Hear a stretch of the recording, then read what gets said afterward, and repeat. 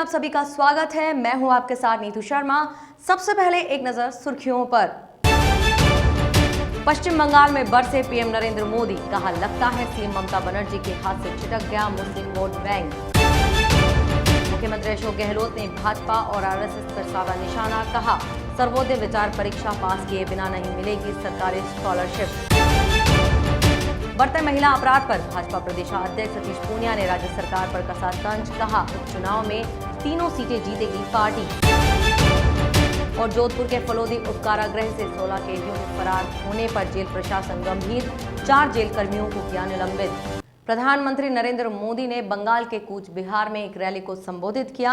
जनसभा को संबोधित करते हुए पीएम मोदी ने ममता बनर्जी पर हिंदू मुस्लिम के नाम पर वोट मांगने का आरोप लगाया। मोदी ने कहा कि ममता बनर्जी को खुलेआम मुस्लिमों के वोट मांगने पड़ रहे हैं। यही दिखाता है कि मुस्लिम वोट बैंक आपके हाथ से छिटक गया है। लेकिन ममता बनर्जी को चुनाव आयोग का नोटिस अभी तक नहीं आया। मोदी ने कहा कि अगर हमने कहा होता कि सारे हिंदू एक हो जाओ और बीजेपी को वोट दो तो हमें चुनाव आयोग का नोटिस आ जाता। गृह मंत्री अमित शाह और उत्तर प्रदेश के मुख्यमंत्री योगी आदित्यनाथ की जान को खतरा है।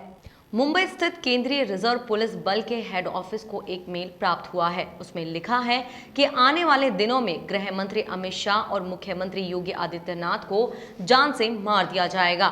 मेल में लिखा है कि किसी धार्मिक स्थल पर दोनों नेताओं पर हमला किया जाएगा। मेल आने के बाद से सीआरपीएफ दफ्तर में हड़कंप मच गया। सीआरपीएफ समेत अन्य एजेंसियां सतर्क हो गई हैं। मीडिया रिपोर्ट्स के मुताबिक सीआरपीएफ को एक मेल प्राप्त हुआ। बता दें कि इससे पहले भी अमित शाह और योगी आदित्यनाथ को जान से मारने की धमकी मिल चुकी है। अनिल देशमुख के खिलाफ सीबीआई जांच को चुनौती देने के लिए महाराष्ट्र सरकार ने सुप्रीम कोर्ट का रुख किया है। परमवीर सिंह की याचिका पर सुनवाई करते हुए बॉम्बे हाई कोर्ट की ओर से सीबीआई को अनिल देशमुख के खिलाफ प्राथमिक जांच करने का आदेश दिया गया था। अब इसी फैसले को महाराष्ट्र सरकार ने सुप्रीम कोर्ट में चुनौती दी है। मुंबई के पूर्व पुलिस कमिश्नर परमवीर सिंह की याचिका पर बॉम्बे हाई कोर्ट ने सुनवाई करते हुए अनिल देशमुख के खिलाफ सीबीआई जांच का आदेश जारी किया था। केंद्रीय स्वास्थ्य मंत्रालय ने प्रेस वार्ता करके कोरोना मामलों की जानकारी दी। केंद्रीय स्वास्थ्य सचिव राजेश भूषण ने कहा कि देश में कुल कोविड मामलों में से 92% मरीज रिकवर हो चुके हैं, जबकि 1.3% लोगों की मौत हुई है और लगभग 6% नए कोविड मामले सामने आए हैं। उन्होंने कहा कि देश के कुल मामलों में से लगभग 58% मामले महाराष्ट्र से आ रहे हैं। कोविड से मृत्यु के मामलों के लगभग 34% महाराष्ट्र में दर्ज किए जा रहे हैं। देश में वैक्सीन के अब तक 8 करोड़ 31 लाख डोज लगाए गए हैं। देश में कोरोना वायरस की दूसरी लहर जारी है। कोरोना वायरस के बढ़ते मामलों को देखते हुए राज्य सरकारें पाबंदियां लगा रही हैं। गुजरात में एक बार फिर कोरोना संक्रमण बेकाबू हो गया है। कोरोना संक्रमण के मामलों में वृद्धि को देखते हुए गुजरात हाई कोर्ट ने राज्य सरकार को वीकेंड कर्फ्यू लगाने का निर्देश दिया है। दिल्ली और मुंबई के बाद अब गुजरात में हाई कोर्ट के आदेश के बाद कई तरह की पाबंदियां लगाई जा सकती है। गुजरात हाई कोर्ट ने कोरोना के दैनिक मामलों में बढ़ोतरी को देखते हुए राज्य सरकार को वीकेंड कर्फ्यू लगाने का निर्णय लेने को कहा है। हाईकोर्ट को लगता है कि राज्य में लॉकडाउन लगाया जाना चाहिए। मुख्यमंत्री अशोक गहलोत ने देश के मौजूदा हालातों को देखते हुए भाजपा और आरएसएस पर निशाना साधा। गहलोत ने कहा कि भाजपा और आरएसएस ने अब गांधी जी को अपना लिया है। गहलोत दांडी मार्च की वर्तमान में प्रासंगिकता मुद्दे पर आयोजित वर्चुअल सेमिनार और हनुमानगढ़ में गांधी जी की प्रतिमा के वर्चुअल लोकार्पण समारोह में बोल रहे थे। गहलोत ने केंद्र पर निशाना साधते हुए कहा, आज फोन पर बात नहीं कर सकते, लोग फोन पर बात करने से डरते हैं। ईडी, सीबीआई, आईटी का दुरुपयोग सरकारें गिराने और बनाने में हो रहा है। राजस्थान में सरकार से मिलने वाली हर तरह की स्कॉलरशिप के लिए सर्वोदय विचार परीक्षा पास करनी होगी। इसे पास किए बिना स्कॉलरशिप नहीं मिलेगी।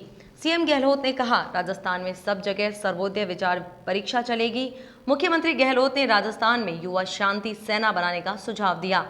सीएम अशोक गहलोत ने आज राजभवन में राज्यपाल कलराज मिश्र से शिष्टाचार मुलाकात की। प्रदेश में कोरोना की वर्तमान स्थिति के बारे में दोनों ने चर्चा की।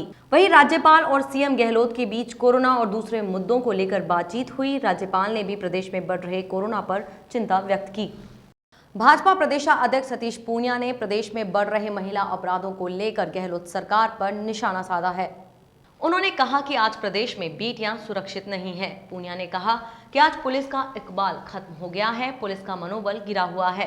महुआ में पुजारी की हत्या पर उन्होंने कहा, अभी तक सरकार का कोई भी नुमाइंद वहां पर नहीं गया है। वहीं भाजपा प्रदेशाध्यक्ष डॉक्टर सतीश पूनिया महुआ में हुए मूक बधिर पुजारी की हत्या के बाद वहां पर एक प्रतिनिधि मंडल को भेजा है। इस प्रतिनिधि मंडल में पूर्व प्रदेश अध्यक्ष अरुण चतुर्वेदी, प्रदेश उपाध्यक्ष मुकेश दादीज सहित कई लोग वहां पर गए हैं। जोधपुर के फलोदी उपकारागृह से 16 बंदियों के फरार होने को जेल प्रशासन ने गंभीरता से लिया है। 16 बंदियों के फरार होने के बाद इस पूरे प्रकरण में दोषी पाए जाने पर जेल के 4 कर्मियों को निलंबित कर दिया है। इन चारों कर्मचारियों की बंदी भागने में मिलीभगत सामने आ रही थी। फरारी की घटना की जांच जोधपुर रेंज के डीआईजी कारागार जोधपुर सुरेंद्र सिंह शेखावत को सौंपी गई। उन्होंने फलोदी पहुंचकर जांच शुरू कर दी। जांच के दौरान प्रथम दृष्टया दोषी पाए जाने पर कार्यवाहक जेलर और मुख्य प्रहरी नवी बख्श, प्रहरी सुनील कुमार, प्रहरी मदन पाल सिंह और महिला प्रहरी मधु देवी की मिलीभगत सामने आई। इन चारों जेल कर्मियों को तुरंत निलंबित कर दिया गया। रेनवाल के बदहाल पीएचसी में आज से 2 दिवसीय कोरोना वैक्सीनेशन अभियान का आगाज हुआ। पहले दिन पीएचसी पर टीकाकरण कराने के लिए लोगों की भारी भीड़ उमड़ी। टीकाकरण के दौरान सोशल डिस्टेंसिंग की धज्जियां उड़ती नजर आईं। वैक्सीनेशन कराने में बुजुर्गों और महिलाओं में भारी उत्साह देखा गया। सप्ताह के दूसरे कारोबारी दिन शेयर बाजार में मामूली तेजी आई। बॉम्बे स्टॉक एक्सचेंज का प्रमुख इंडेक्स सेंसेक्स 42.7 अंक ऊपर 49,201.39 के स्तर पर बंद हुआ। वहीं नेशनल स्टॉक एक्सचेंज का निफ्टी 45.70 अंक फीसदी के मामूली तेजी के साथ 14,683.50 के स्तर पर बंद हुआ। दिग्गज शेयरों की बात करें तो Adani ports, SBI life, Asian paints और जीएसडब्ल्यू स्टील के शेयर हरे निशान पर बंद हुए। वहीं पावर ग्रिड, ग्रासिम और अल्ट्राटेक सीमेंट के शेयर लाल निशान पर बंद हुए। खबरों का सिलसिला यूं ही जारी रहेगा। देखते रहिए द एंगल। नमस्कार।